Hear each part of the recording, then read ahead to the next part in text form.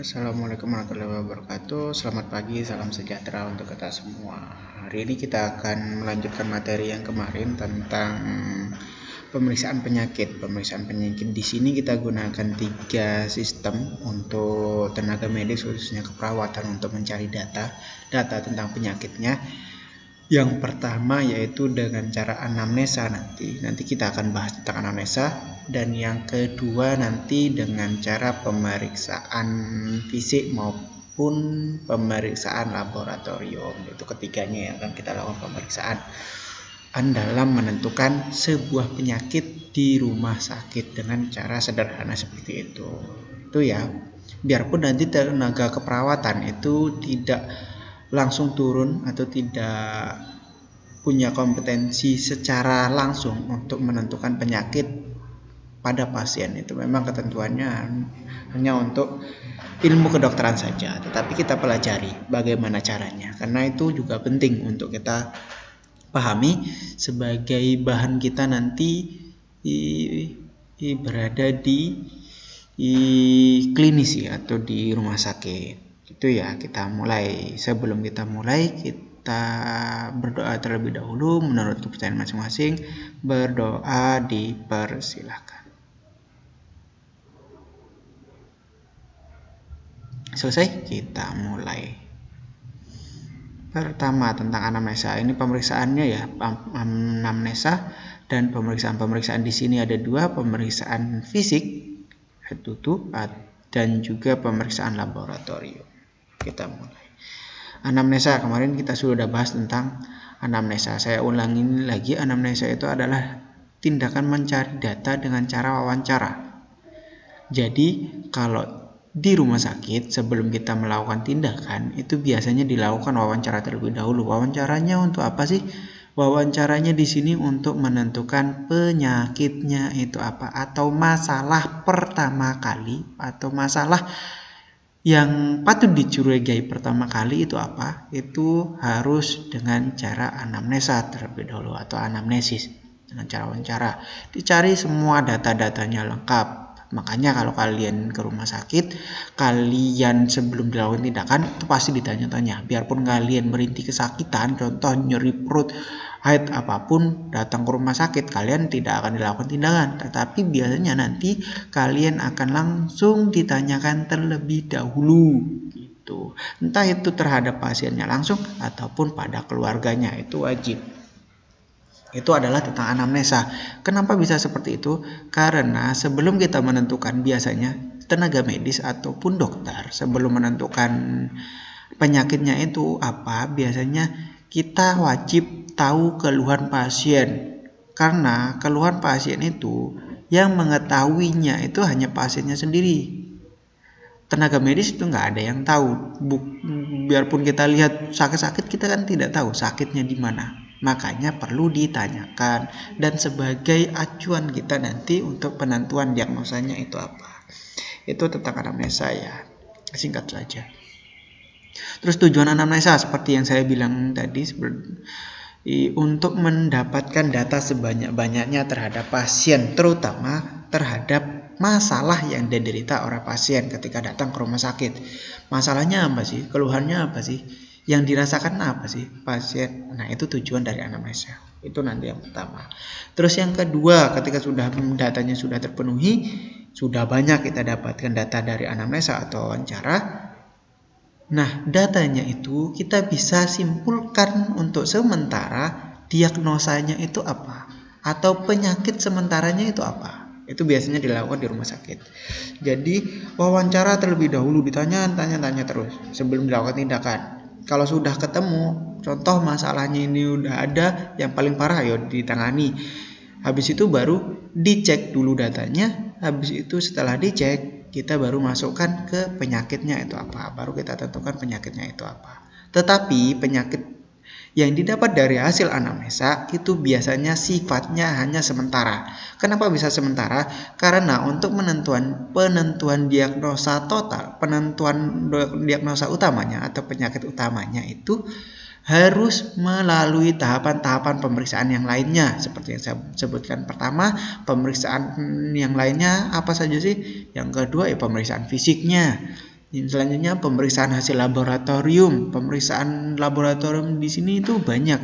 Entah itu pemeriksaan darah lengkap, pemeriksaan darah sewaktu, ataupun pemeriksaan yang lain, penunjang lainnya. Penunjangnya yang lain itu seperti apa? CT scan, ronsen, USG, itu pemeriksaan penunjang lainnya ya.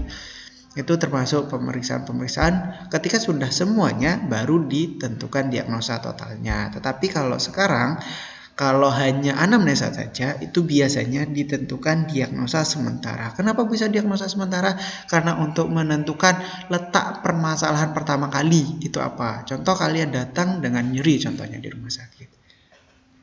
Sebelum dilakukan tindakan, kita tidak akan di rumah sakit itu tidak akan berani untuk melakukan tindakan sebelum kita mengetahui pokok permasalahannya itu apa, letak permasalahannya itu di mana. Kita harus ketahui terlebih dahulu untuk menentukannya, untuk menentukan tindakan yang harus segera dilakukan itu apa. Makanya dilakukanlah anamnesa untuk sementara. Biarpun nanti muncul diagnosa tambahan, diagnosa yang lain atau penyakit yang lain mungkin nanti itu tidak ada masalah. Karena yang pertama, contoh kalian rasakan nyeri. Nah itu yang harus dilakukan. Diagnosanya nanti apa? Diagnosanya pasti akan didiagnosa penyakit yang bersangkutan dengan nyerinya nanti. Itu ya, itu tujuannya. Ini yang kedua, diagnosa sementara. Tujuan yang ketiga itu adalah untuk diagnosa banding. Maksudnya apa? Kita kan sudah temukan diagnosa sementara nih dari anamnesa, hasil anamnesa pertama. Terus ketika dilakukan tindakan pemeriksaan yang lain-lain, didapatkan diagnosa penyakit yang lain lagi dari hasilnya. Nah itu sebagai perbandingan, yang mana sih yang penyakit yang dominan, yang muncul pada pasien itu apa sih yang dominan penyakitnya. Nah itu makanya untuk menentukan diagnosa bandingnya, banding nanti ketika sudah dilakukan pemeriksaan lanjutnya. Maksudnya diagnosa sementara ini itu adalah diagnosa banding ketika sudah dilakukan pemeriksaan lainnya. Itu maksudnya ya. Setelah diagnosa banding membantu menentukan penataan selanjutnya. Ketika di sini diagnosa sementara dan diagnosa selanjutnya yang didapatkan dari hasil pemeriksaan lain, nah itu baru dilakukan diagnosa utama. Penentuan diagnosa utamanya itu apa? Setelah ditentukan baru didapatkan tindakan yang harus segera dilakukan itu apa. Itu ya tujuan dari anamnesa. Jadi anamnesa itu adalah tindakan yang pertama dan wajib dilakukan untuk kita sebagai tenaga medis. Terus apa saja sih anamnesa itu? Langkah-langkahnya seperti apa sih untuk wawancaranya? Di rumah sakit untuk anamnesa itu memiliki beberapa langkah. Tidak bisa langsung kita tanyakan keluhannya, nggak bisa, tidak bisa. Kita tanyakan penyakitnya apa, nggak bisa. Ada step by step atau langkahnya dalam menentukan penyakitnya itu apa. Langkah-langkahnya itu apa saja sih? Nah ini adalah langkah-langkahnya, tetapi tidak semuanya yang akan kita berikan. Yang saya akan kasihkan itu yang utama. Yang utama itu yang pertama kali yang dilakukan di rumah sakit ataupun di klinis ketika ada datang pasien, yang dilakukan anamnesa pertama kali itu adalah yang ditanyakan adalah identitas pasien. Identitasnya terlebih dahulu sebelum sampai yang bawah-bawah ini. Ini urutannya ini. Yang pertama itu adalah identitas pasien. Identitasnya apa saja dengan lengkap. Ini dia identitasnya yang paling wajib dan harus ada pada pasien, yang harus ditemukan pada pasien. Ini identitasnya. Yang pertama identitas pasien, namanya itu harus ada. Namanya itu harus inisial apa lengkap? Lengkap untuk kita ada di rekam medis maupun di data pasien. Itu harus lengkap, selengkap-lengkapnya, sedetail-detailnya. Nama lengkapnya. Contoh nama saya sendiri, Seprendy Swapat Irnawan. Tidak boleh disingkat dan harus jelas. Itu biasanya nama. Tetapi Pak nanti kan katanya dikasih inisial. Nah, inisial itu ketika dipublikasikan baru diberi nama inisialnya saja. Contoh nama saya Randy, ditulis R saja. Gitu. Tetapi untuk identitas, untuk di dokumentasi yang kita pegang untuk tenaga medis itu biasanya nanti nama lengkapnya. Nama lengkapnya Yosep Randy Sophan Irnawan. Ya, nama lengkapnya Yosep Randy Sophan Irnawan. Itu identitas pasien. Terus yang kedua identitasnya apa? Umur. Jangan lupa umurnya. Umurnya harus sesuai. 23 ya 23, 27. Kalau pasiennya lupa ingat ya kita tinggal tanyakan tanggal lahirnya kapan.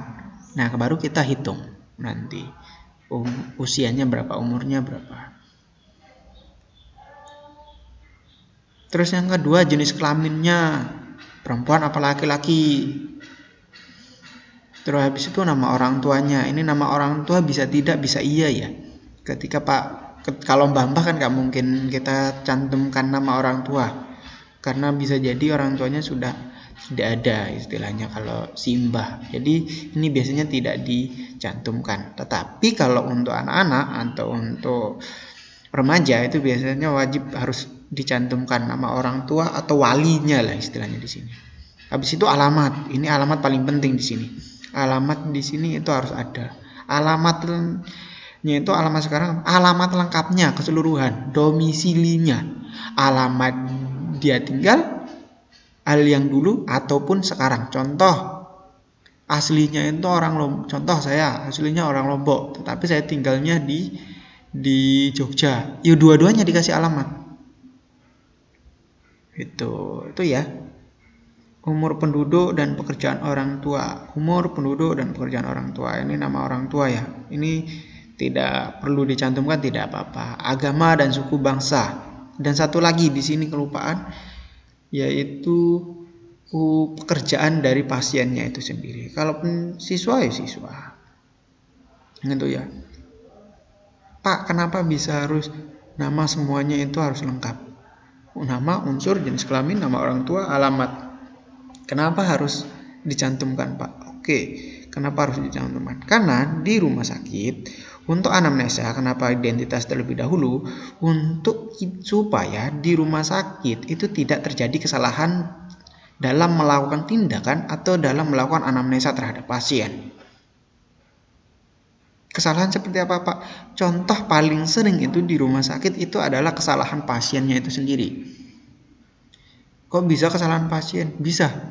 Karena di rumah sakit itu pasiennya itu banyak jenisnya, banyak orangnya.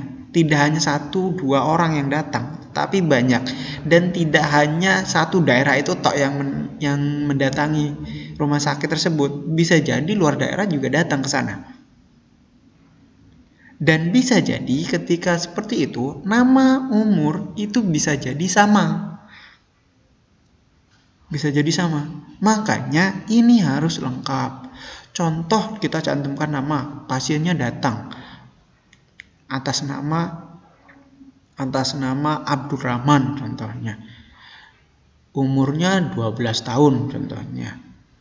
Terus datang lagi 1 jam setelah pasiennya itu datang lagi namanya Abdurrahman. Nah, ketika kita tidak lengkap datanya, otomatis nanti kita akan keliru. Entah itu kita melakukan tindakan atau anamnesa selanjutnya nanti. Untuk pemeriksaan selanjutnya malah kita akan keliru. Sehingga di rumah sakit itu pasti akan ditanyakan lengkap seperti ini. Untuk meminimalisir kesalahan pada pasien, terutama kesalahan tindakan, apalagi tindakannya itu bersifat kimiawi atau pemberian obat contohnya. Itu ya, itu identitas pasien. Itu maksud dari identitas pasien. Setelah identitas pasien sudah kita dapatkan, baru tindakan selanjutnya. Setelah identitas pasien didapatkan, baru kita tanyakan keluhan utamanya. Keluhan utamanya yang dimaksud di sini itu apa? Apa sih masalahnya ketika datang ke rumah sakit itu masalahnya apa? Itu keluhan utama ya. Ini maksud keluhan utama. Keluhan yang menyebabkan pasien dibawa berobat atau datang ke klinik. Itu yang dimaksud dengan keluhan utama atau riwayat penyakitnya sekarang. Keluhan utama. Mohon maaf, untuk riwayat penyakit sekarang itu berbeda lagi ya nanti. Keluhan utama itu ya pasien datang ke rumah sakit, itu kenapa? Nah, itu namanya keluhan utama. Contoh pasien datang ke rumah sakit dengan pasien berhenti kesakitan, teriak-teriak contohnya. Terus kita tanyakan, Pak, yang dirasakan apa Pak? Sakit di bagian mana? Nah, itu namanya keluhan utama. Sakit di bagian perut, sakit di bagian dada, lemes ya Pak, kerasa panas ya Pak, pusing ya Pak. Nah, itu namanya keluhan utama. Itu baru namanya keluhan utama. Itu ya. Jadi yang pertama kali itu adalah identitas pasien. Identitasnya lengkap, detail juga. Ketika sudah identitas pasien sudah kita dapatkan, baru kita tanyakan keluhan utama. Yang dirasakan apa ketika masuk di rumah sakit. Habis itu baru riwayat berjalan penyakit sekarang. Maksudnya di sini biasanya kalau di kita di labelnya, di tabelnya atau di lembar anamnesa itu riwayat perjalanan penyakit sekarang, bukan penulisan seperti ini ya, tetapi riwayat penyakit sekarang biasanya ditulis seperti itu. Nah, kalau di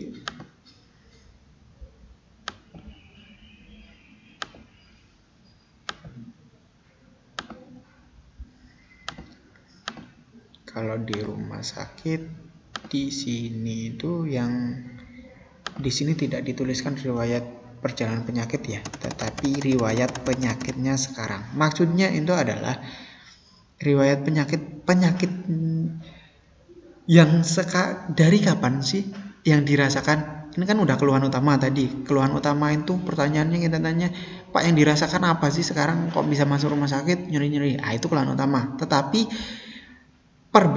di sini hampir sama sebenarnya pengertiannya, tetapi perbedaannya itu adalah dari mulai kapan muncul gejalanya, atau muncul rasa sakitnya, atau muncul masalahnya itu dari kapan. Itu perbedaan pertanyaannya dia untuk keluhan utama dan riwayat penyakit sekarang. Paling gampangnya itu adalah seperti itu untuk kita memahami.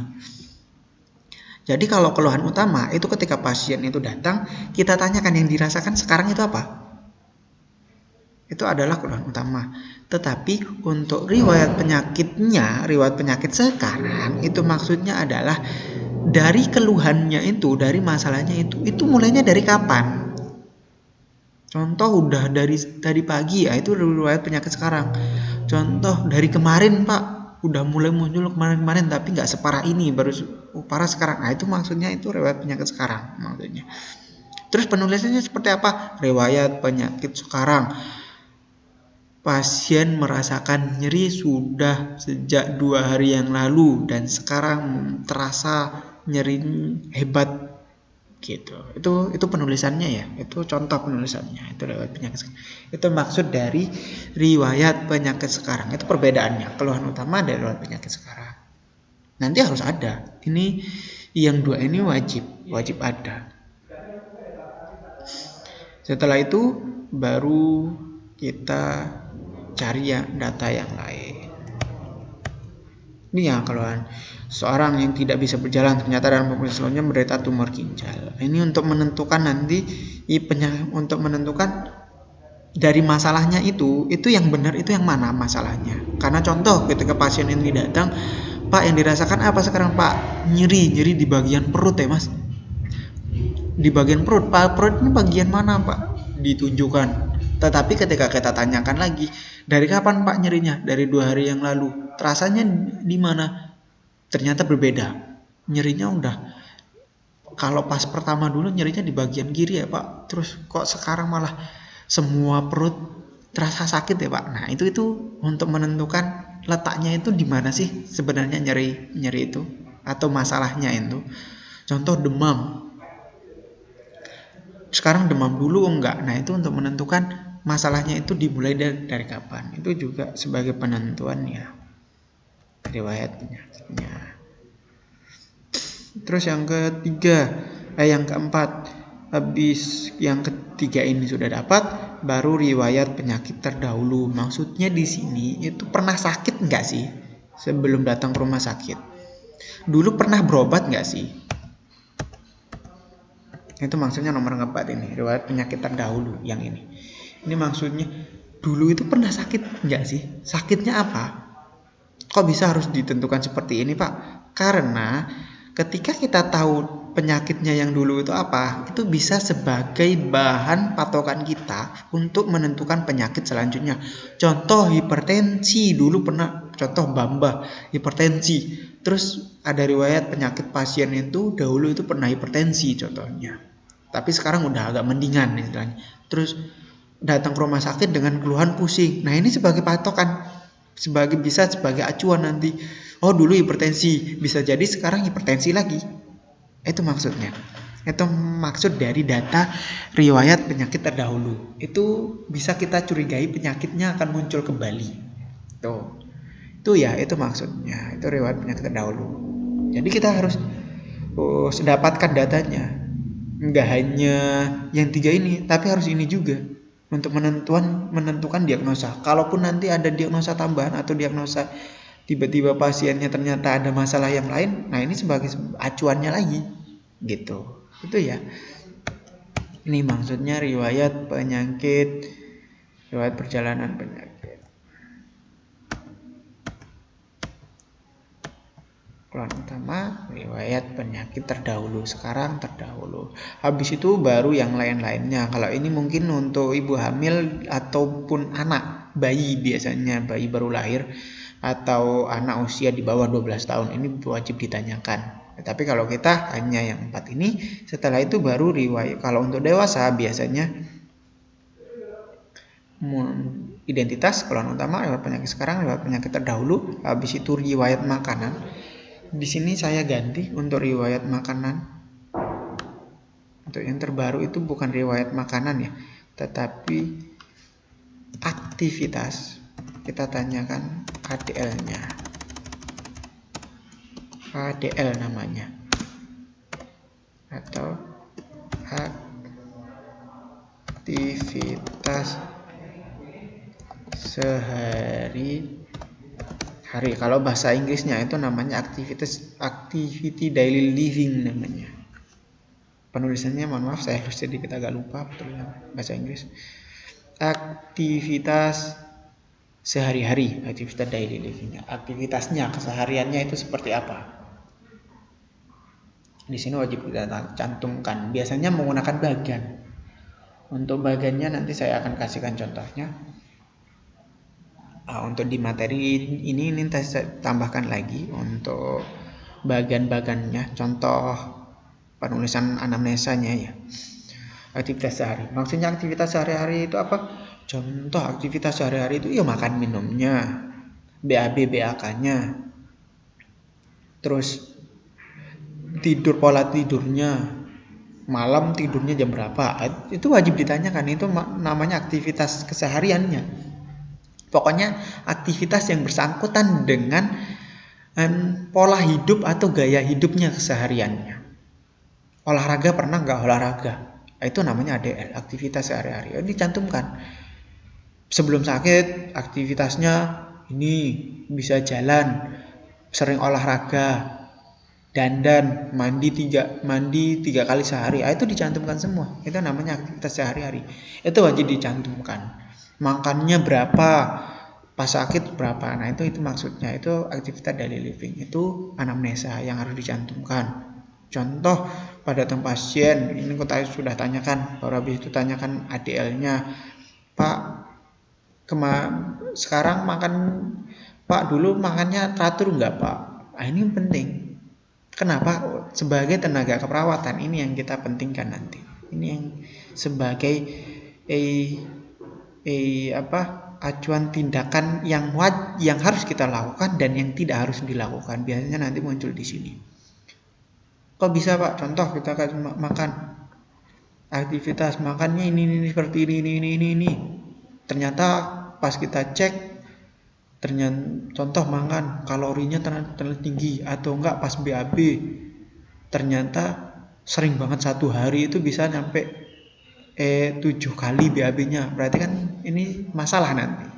Ini bisa sebagai acuan kita ada masalah juga di bagian aktivitasnya. Itu ya. Kalau yang ini mungkin tidak. Oke, saya kasih tanda aja ya. Untuk yang merah ini tidak wajib dilakukan biasanya. Yang tebal ini kita tidak terlalu wajib. Ini tidak terlalu wajib. Yang wajib adalah ini ya. Identitas, keluhan utama, penyakit sekarang, penyakit terdahulu. Habis itu baru aktivitasnya sehari-hari. Itu ya, itu tentang anamnesa. Cara pemeriksaannya, cara melakukan pemeriksaan pertama kali sebelum kita menentukan penyakit utamanya itu apa, biasanya dilakukan anamnesa. Anamnesanya adalah berkisaran antara ini. Ini ya, selanjutnya langkah-langkahnya. Identitasnya sudah saya sebutkan, riwayat penyakitnya ini, riwayat perjalanan penyakitnya. Nah, setelah anamnesa dilakukan, baru ke tahap selanjutnya, tahap pemeriksaan selanjutnya. Tahap pemeriksaan selanjutnya itu apa? Tahap pemeriksaan selanjutnya itu adalah pemeriksaan fisik namanya. Pemeriksaan fisik. Pemeriksaan fisik itu seperti apa sih? Pemeriksaan fisik itu pemeriksaan dari ujung rambut sampai ujung kaki. Maksudnya seperti apa, Pak? Maksudnya kita periksa keseluruhan tubuh, tidak ditanyakan, tetapi kita lakukan pemeriksaan sendiri. Gitu. Apa saja sih yang diperiksa? Yang pertama itu adalah keadaan umum pasien. Keadaan umum di sini itu pemeriksaan fisik harus selalu dimulai dengan penilaian keadaan umum pasien. Maksudnya itu adalah kita lihat pasiennya itu seperti apa sih? Itu maksudnya keadaan umum. Yang dicantumkan itu adalah keadaan umum. Yang pertama itu adalah pasien ini seperti apa sih orangnya? Yang dirasakan itu di mana sih? Nah, ini masuk ke bagian pemeriksaan umum atau pemeriksaan fisiknya, salah satu keadaan umum. Yang pertama itu yang seperti saya sebutkan tadi, kesan keadaan sakit, keadaan pasien itu seperti apa? Sakitnya di mana? Ini kita tulis. Biarpun nanti pasien, saya nyeri ya Pak, nyeri di bagian sini. Habis itu kita sudah, itu anamnesa. Habis itu di bagian pemeriksaan fisik, kita tulis pemeriksaan fisik, biasanya di lembar. Ada lembarannya biasanya perawatnya nanti. Nah, di pemeriksaan fisik kita tuliskan juga nanti. Nomor 1, pasien merintih kesakitan dan menyentuh perutnya atau nyeri di bagian perut. Itu contoh paling gampangnya ya. Itu maksud dari kesan keadaan sakit. Kita cantumkan. Fasies ini maksudnya pembengkakan ya. Mohon maaf. Fasies termasuk fasies dan posisi pasien. Pasien memilih posisinya karena saking sakitnya pasien itu sampai meringkuk atau kayak membungkuk istilahnya. Keadaan pasien itu keadaan umumnya ya.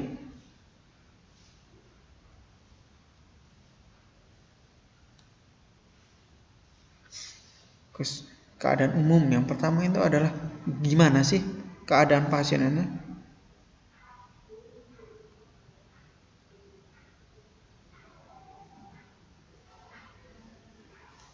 Keras enggak sih? Kaku apa tidak? Itu keadaan umum. Kita cantumkan. Kesadarannya di sini. Nah, ini baru muncul kesadarannya.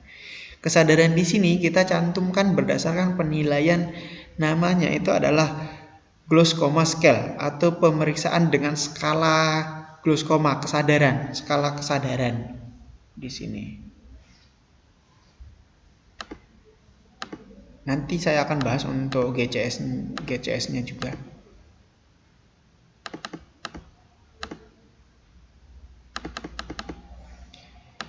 Dengan kesadaran di sini dengan menggunakan pemeriksaan GCS namanya. Bisa dibaca-baca GCS-nya. Nanti di materi yang kemarin sudah saya kasihkan sudah ada di sana. Kesadarannya itu dengan menggunakan pemeriksaan GCS. Nanti kita bahas sendiri untuk GCS ini. Habis itu kesan status gizi, maksudnya di sini keadaan umumnya ini berat badannya biasanya di sini dicantumkan. Pasien kurus apa tidak, beratnya segini apa tidak. Ini kesan status gizi keadaan umum. Pendek tingginya juga dicantumkan biasanya di sini. Ini maksudnya keadaan umum ya, pemeriksaan fisiknya. Ini kesan keadaan sakit, dinilai apakah sakit ringan, sedang atau berat. Biasanya ditulis pasien mengalami nyeri ringan, nyeri sedang atau nyeri berat. Demamnya berapa dituliskan biasanya di sini. Nah, ini tentang habis itu kesannya, habis itu kesadarannya. Kesadaran di sini kita menggunakan ini, kesadaran. Kesadaran kita gunakan menggunakan tingkat kesadaran atau ini biasa disebut GCS namanya. GCS tingkat kesadaran manusia itu dibagi berdasarkan 6 tingkatan.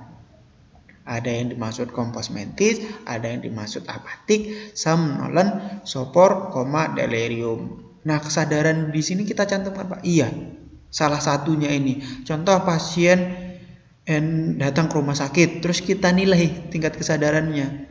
Itu masuknya kompos mentis, apatis, somnolent, sopor, atau delirium. Nah, ini kita baru masukkan tingkat kesadaran, pemeriksaan fisik. Habis itu keadaan umum. Yang pertama itu pasien dalam keadaan umumnya mengalami nyeri hebat, contohnya nyeri berat, contohnya. Habis itu tingkat kesadarannya itu kompos mentis atau somnolent atau sopor, atau delirium. Ini kita cantumkan semuanya di sini. Ini ya maksudnya, tingkatannya adalah seperti ini. Mohon maaf, ini agak sedikit keliru. Untuk tingkatannya, kita bahas yang ini dulu satu persatu. Udah paham ya untuk pemeriksaan fisik? Yang pertama itu adalah keadaan umumnya. Keadaan umumnya itu pasien seperti apa sih masalahnya? Kita lihat, bukan dari kita tanyakan ke pasien. Habis itu kesadarannya kita lihat dari ini. Cara penilaiannya seperti apa? Oke, kita bahas satu per satu. Tingkat kesadaran manusia itu dimulai dari kompos mentis. Maksudnya di sini kompos mentis itu adalah orangnya itu sadar penuh, mampu menjawab, mampu memahami apa yang ditanya, dan mampu merasakan. Itu kompos mentis namanya. Tingkat kesadarannya itu tingkat kesadaran yang paling normal. Itu disebut kompos mentis. Tidak ada masalah tentang kesadarannya. Bisa berespon, bisa ditanya, bisa mengikuti instruksi. Itu kompos mentis namanya. Itu ya kompos mentis. Terus yang kedua itu disebut sebagai penilaian apatik namanya. Penilaian apatik atau ini ya kompos mentis, pasien sadar sepenuhnya dan memberi respon adekuat atau pemberian stimulus paham dia, mengikuti. Terus yang kedua itu apatik namanya. Apatik itu adalah pasien dalam keadaan sadar tetapi acuh tak acuh. Maksudnya di sini acuh tak acuh itu adalah contoh paling gampangnya itu adalah orang dengan keadaan apatik adalah seperti ini.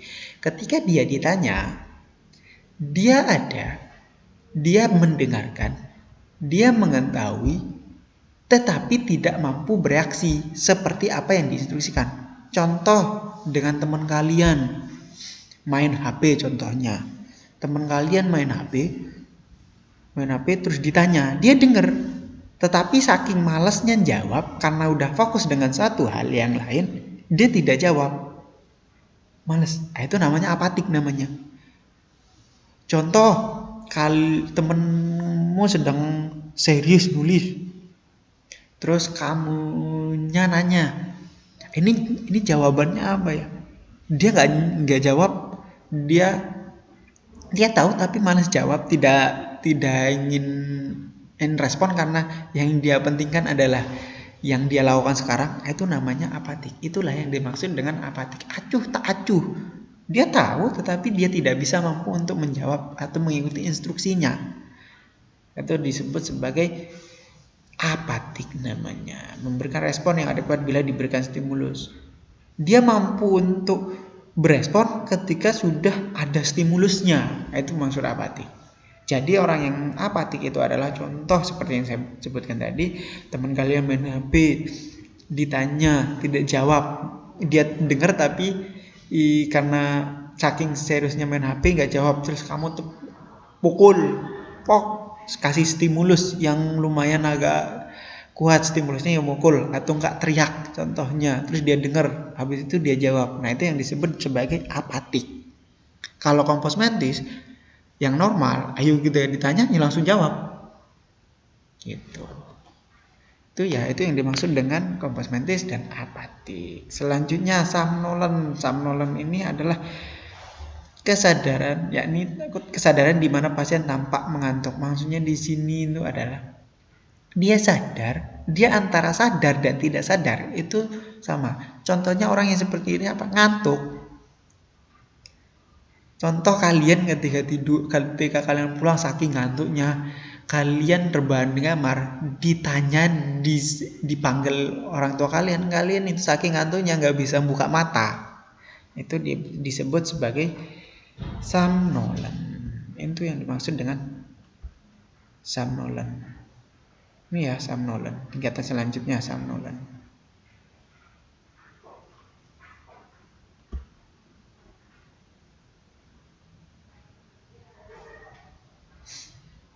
Somnolen ya. Somnolen. Habis somnolen itu baru masuk ke delirium tingkatannya. Oke, saya akan kasih contoh untuk tahapan urutannya ya. Contoh seperti kalian lah yang paling banyak saya temukan. Menurut kompos mentis ketika masuk sekolah, ketika pelajaran, semangat, ketika ditanya dikasih penjelasan, mendengarkan, ketika ditanya langsung jawab. Nah, ini kompos mentis namanya. Itu sadar penuh dia. Tetapi ketika orangnya itu ketika contoh saya tanyakan ke kalian mendengarkan apa yang saya jelaskan, tetapi ketika saya tanyakan kalian bingung, kalian tidak bisa menjawab, cuek istilahnya, diem tok, malah nggak mau menjawab istilahnya, itu yang disebut sebagai apatik. Itu contohnya. Terus kalian tidak bisa diem. Terus yang somnolen itu adalah ketika saya tanyakan dia tidur, ketika saya bangun, tetapi ketika saya tanyakan dia bangun tapi matanya sulit untuk membuka, tidak mampu untuk berdiri. Nah itu yang disebut sebagai somnolen. Terus tingkatan yang selanjutnya itu namanya delirium ya. Delirium itu adalah keadaan kesadaran yang menurun serta kacau. Maksudnya di sini itu adalah dia ditanya. Contoh paling sering untuk delirium ini adalah kayak orang ngelindur. Dia ditanya apa, jawabnya apa. Contoh ketika pelajaran, kalian ditanya sama guru, yang satunya bisa jawab, yang satunya saking ngelamunnya atau sedang bicara dengan teman, ditanya contoh, ditanya tentang namamu siapa contohnya, terus dia berdiri, saya alamatnya dari Jogja. Nah ini namanya delirium, hancur, ngawur. Itu yang dimaksud dengan delirium. Ada kesadarannya, tetapi responnya itu kacau, tidak sesuai apa yang semestinya. Itu yang dimaksud dengan delirium. Habis itu masuk ke stupor atau soporokoma namanya. Sopor nama lainnya ini. Nama lainnya itu sebentar.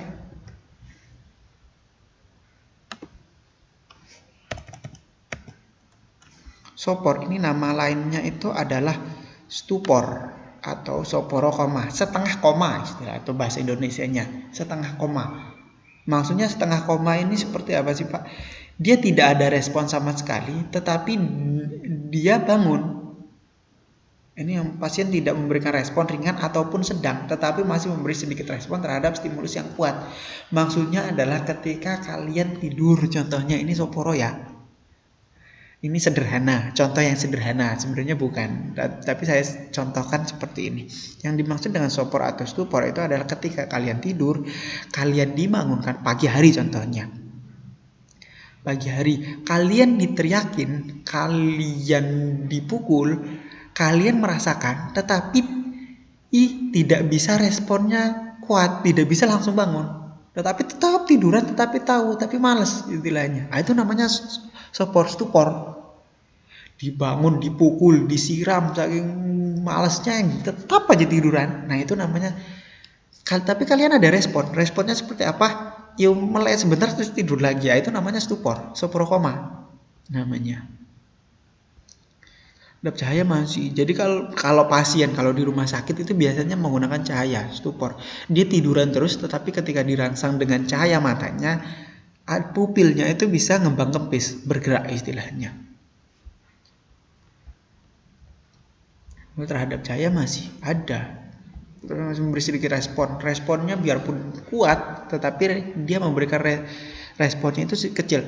Kalau respon dikasihkan stimulus yang kuat, contohnya dicubit atau apapun, contoh pasien datang ke rumah sakit tidak sadarkan diri atau pingsan lah, dipukul-pukul tidak ada respon, dicubit keras istilahnya, baru dia ada respon, kerasa baru tangannya agak sedikit gerak, pengen nyentuh tempat yang dicubit contohnya. Nah itu namanya stupor, setengah sadar istilahnya. Itu ya stupor. Di situ baru yang paling bawah atau yang paling berat untuk tingkat kesadaran manusia, itu yang disebut koma atau tidak sadarkan diri sama sekali. Dia ada respon nafas, dia ada detakan jantung, tetapi semua stimulus tidak ada respon sama sekali. Dipanggil tidak ada, dicubit tidak ada, direspon mata juga tidak ada. Semuanya tidak ada. Itu yang dimaksud dengan koma. Jadi dia tiduran saja. Itu yang dimaksud dengan koma. Itu adalah tingkat kesadaran manusia. Itu yang ditulis. Untuk penilaiannya, cara menilaiannya itu menggunakan prinsip GCS, close comma scale. Untuk GCS nanti kita bahas di pertemuan selanjutnya ya. Untuk hari ini kita akhiri saja sampai di sini. Untuk selanjutnya, untuk absensi nanti saya akan kasihkan Google Form-nya. Untuk jika ada pertanyaan silahkan bisa langsung WA saya atau WA, nggak ada tempat lain kan ya. Jadi silahkan kalau memang ada yang ditanyakan bisa langsung melalui WA, tanya jawab dengan saya bisa. Untuk nomor saya ya kalian kalau ada yang belum tahu nanti silahkan tanyakan ke PJ-nya sudah tahu semua, sering WA dengan saya, jadi silakan tanyakan itu. Kalau untuk hari ini kita akhiri sampai di sini. Untuk yang lain-lainnya ada soal maupun penugasan nanti saya cantumkan di Google Form seperti biasanya ya. Itu saja.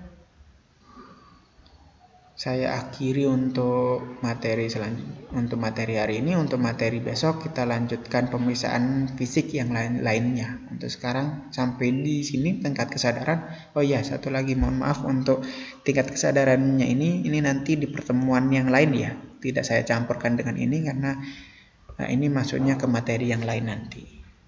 Itu ya, jika tidak ada halangan mungkin besok seperti ini lagi.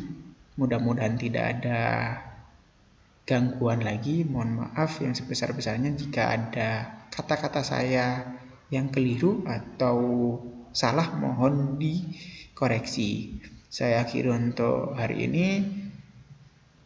Wassalamualaikum warahmatullahi wabarakatuh. Tetap jaga kesehatan, tetap di rumah, dan selalu cuci tangan, jaga kebersihan. Sampai jumpa minggu depan lagi.